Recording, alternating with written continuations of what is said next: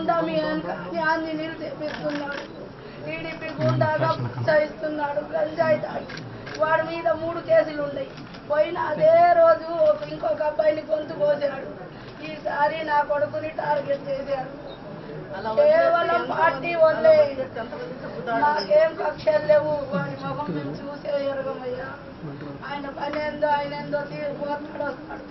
అప్పుడు కూడా షాపుకనే పోయాడు. 29 ఉంటాయ్యా.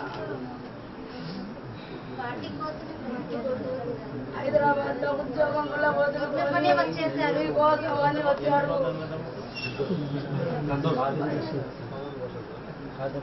అమ్మాయి చెల్లెలు